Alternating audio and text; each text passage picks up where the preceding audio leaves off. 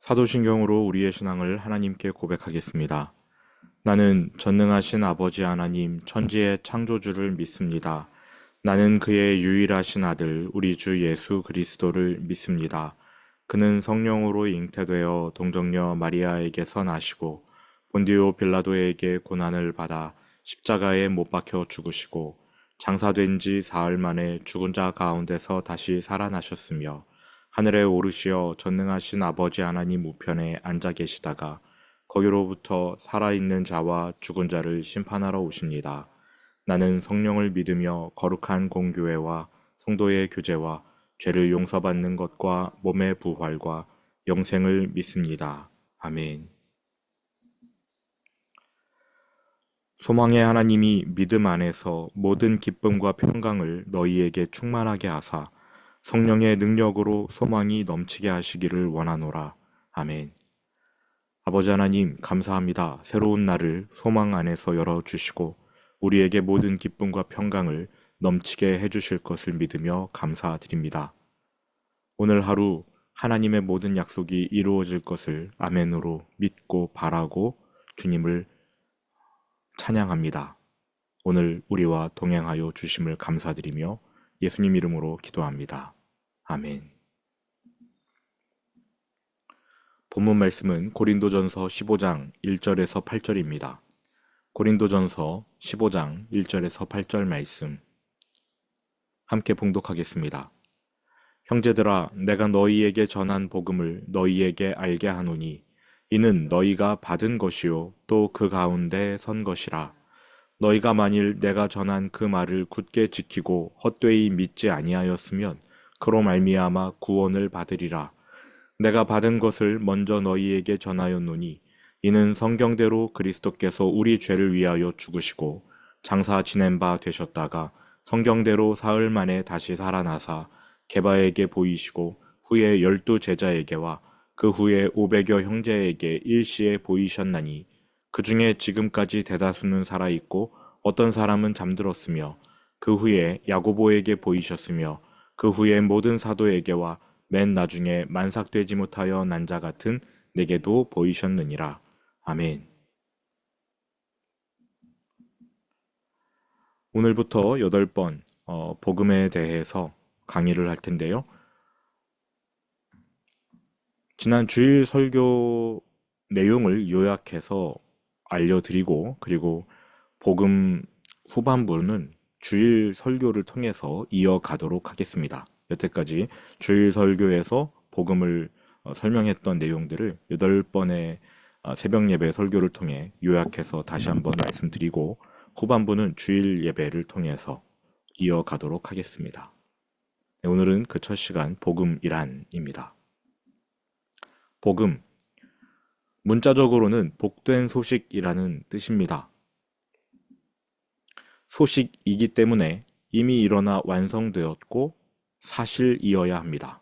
그리고 소식의 특징상 그 내용이 입에서 입으로 전달되어야 합니다.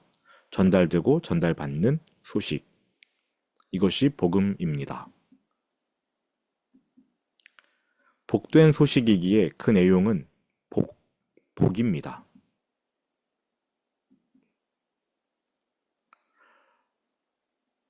복음은 소식이다. 소식이므로 완성된 사건, 사실이어야 합니다.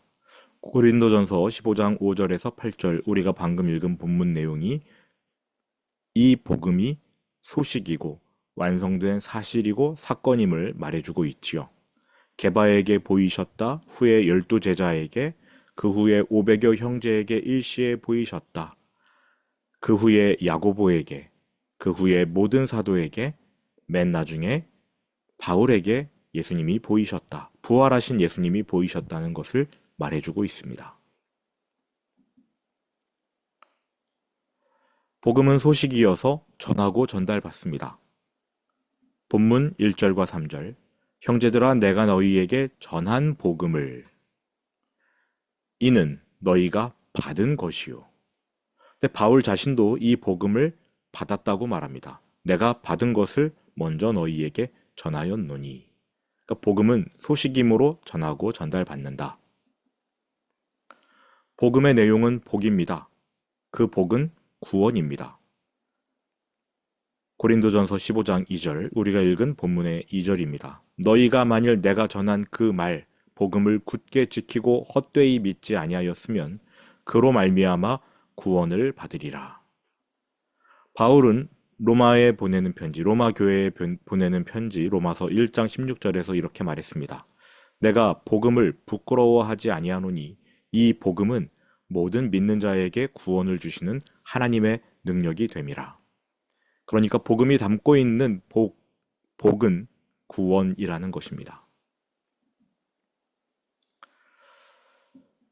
다시 오늘 본문으로 돌아와서 고린도전서 15장 3절 4절에서는 이 복음이 기록되어 있었다라고 말합니다. 성경에, 구약 성경을 말하는 것이죠. 즉, 복음은 인간의 필요에 의해서 하나님이 응답하는 차원에서 주신 것이 아니라 인간이 필요로 하기 전에 먼저 하나님이 목적하시고 계획하신 것이다. 이러한 뜻입니다. 이는 성경대로 그리스도께서 우리 죄를 위하여 죽으시고 장사 지낸 바 되셨다가 성경대로 사흘 만에 다시 살아나사. 정리를 하면 이렇습니다. 먼저 복음의 특징. 소식이므로 이미 일어난 사실이고 소식이어서 전하고 받습니다. 형제들아 내가 너희에게 전한 복음을 너희가 받은 것이요. 이미 일어난 사실을 알려주는 말씀이 5절부터 8절에 이어지고 있죠. 게바에게 보이셨다. 12제자에게 보이셨다. 복음의 특징 두 번째, 성경대로, 즉 인간의 필요에 의해서가 아니라 하나님의 계획대로, 성경대로, 성경에 예언된 대로, 하나님이 말씀하신 대로 이루어진 것이다 라는 겁니다. 내가 받은 것을 먼저 너희에게 전하였노니 이는 성경대로 그리스도께서 우리 죄를 위하여 죽으시고 장사 지낸 바 되셨다가 성경대로 사흘 만에 다시 살아나사. 이 3, 4절이 복음입니다. 성경대로 그리스도께서 우리 죄를 위하여 죽으시고 장사 지낸 바 되셨다가 성경대로 사흘 만에 다시 살아나셨다. 복음을 한 문장으로 말하라면 바로 3절, 4절이 되는 것입니다. 성경대로.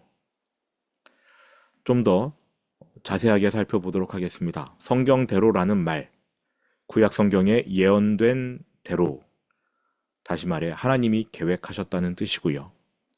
하나님의 필요에 따라 하나님이 행하기로 뜻하신 것입니다. 사람이 필요를 느끼고 하나님께 요청하고 하나님이 응답하시는 차원에서 복음을 완성시키신 것이 아니라는 겁니다. 그러므로 죄인인 인간은 하나님이 완성하시는 복음에 개입할 수도 없고 기여할 수도 없습니다. 복음을 한 문장으로 요약했더니 성경대로 그리스도께서 우리 죄를 위해 죽으셨다, 성경대로 부활하셨다. 우리의 노력, 우리가 개입할 여지 전혀 없습니다. 그렇다면 하나님의 필요는 무엇인가? 두 가지인데요. 공의의 하나님이시기 때문에 죄인에 대해 진노와 심판하셔야 합니다. 첫 번째 필요입니다. 두 번째 필요가 있어요. 사랑의 하나님이시기 때문에 죄인을 심판하시기 전에 자녀와 아버지의 관계를 회복하고 싶으십니다. 이 두 가지 성품이 하나님 안에서는 상충되지 않지만 죄인인 우리에게 대하시는 일에 있어서는 상충될 수밖에 없습니다. 죄인을 진노하고 심판하셔야 되는데 자녀로 삼으시고 관계를 회복하기 원하신다는 것이지요. 하이델베르크 소요리 문답에 이러한 질문과 답이 있습니다. 하나님은 인간의 불순종과 반역을 처벌하지 않은 채 넘어가십니까? 절대 아닙니다. 하나님은 아담의 원죄와 우리 각 사람이 범하는 모든 죄에 분노하십니다. 공의의 하나님이시기 때문입니다. 갈라디아서 3장 10절 누구든지 율법책에 기록된 대로 온갖 일을 항상 행하지 아니하는 자는 저주 아래 있는 자라. 이렇게 공포하신 하나님께서 공의로운 판결로 모든 죄를 벌하실 것입니다. 우리에게 질문이 생기지요. 그러나 하나님은 사랑의 하나님, 자비로우신 분은 아닙니까? 그렇습니다. 하나님은 진실로 자비로운 분입니다. 그러나 동시에 공의의 하나님입니다. 모든 죄는 지극히 높은 하나님의 존엄성을 거스르므로 모든 죄에는 최고의 형벌이 내려집니다. 하나님께서 죄인의 몸과 영혼에 영원한 형벌을 내리시는데 이것이 하나님의 공의입니다. 하나님의 사랑과 공의. 하나님의 의로운 심판에 의하면 우리는 이 땅에서 일시적인 형벌을 또 죽음 이후에는 영원한 형벌을 받아야 하는데 이 형벌을 피하고 다시 은총을 입으려면 어떻게 해야 합니까? 하나님의 의를 만족시켜야 합니다. 하나님은 자신의 의가 만족되기를 원하십니다. 하나님의 의, 그 수준을 만족할 방법은 우리의 죄에 대해 완벽한 대가가 지불되어야 하는 것입니다. 그 대가를 우리는 지불할 수 없어요. 그래서 하나님이 그리스도, 자기의 아들을 우리를 위한 속죄 제물로 스스로 자신에게 바치신 것입니다. 이것이 구원이지요. 하나님이 세우신 문제 해결책 구원. 그리고 이 구원의 복이 담긴 소식이 복음입니다. 구원의 방법과 내용을 담은 소식. 너희가 만일 내가 전한 그 말 복음을 굳게 지키고 헛되이 믿지 아니하였으면 그로 말미암아 구원을 받으리라. 복음은 우리를 구원하시는 하나님의 능력입니다. 정리 3. 복음의 내용. 아까 말씀드린 대로 고린도전서 15장 3절 4절이 바로 복음의 내용입니다. 이는 성경대로 그리스도께서 우리 죄를 위하여 죽으시고 장사 지낸 바 되셨다가 성경대로 사흘 만에 다시 살아나사. 이것이 복음입니다. 그리스도께서 우리 죄를 위하여 죽으셨다? 그런데 그분이 다시 살아나셨다? 이것이 복음입니다. 바울은 이 복음을 부끄러워하지 않는다고 했습니다. 왜냐하면 이 복음은 그 복음을 믿는 자, 유대인, 헬라인 상관없이 복음을 믿는 모든 자에게 구원을 주시는 하나님의 능력이기 때문입니다. 하나님이 제시하신 구원의 방법이 바로 그리스도께서 우리 죄를 위해 죽으셨고 다시 살아나셨다라는 내용의 복음입니다. 다른 구원의 방법은 없습니다. 정리합니다. 복음, 그리스도께서 우리 죄를 위해 성경대로 죽으시고 성경대로 부활하셨다. 좀 더 자세히 설명하면 이렇습니다. 하나님은 우리의 죄를 심판하고 진노를 쏟아내어 공의를 이루셔야 하는데 우리를 사랑하셔서 아버지와 자녀의 관계를 회복하기 원하셨다. 하나님의 필요이지요. 우리의 필요가 아니라 하나님의 필요입니다. 이에 하나님은 우리를 향한 공의와 사랑을 동시에 이루실 방법을 계획하셨는데 그것이 구원이고 그 구원의 계획에 따라 그리스도께서 우리 죄를 위해 죽으시고 부활하셨다. 이 내용이 복음입니다.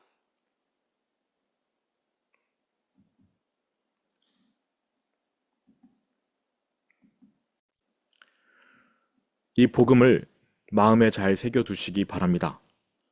그리스도께서 우리를 구원하기 원하셨고 그 구원, 방법, 계획, 모든 것이 예언된 내용, 그것을 가리켜 복음이라고 하는데 어떻게 완성되었느냐? 그리스도께서 십자가에 달려 죽으시고 부활하심으로 이 복음이 완성되었습니다. 그것을 믿는 모든 자에게 구원을 주시는 하나님의 능력, 그 복음, 참으로 위대한 복음입니다. 이 복음을 마음에 새기고 간직하고 이 복음 때문에 기뻐하시기를 축원드립니다. 들은 말씀 마음에 새기면서 주기도문으로 오늘 예배를 마치겠습니다.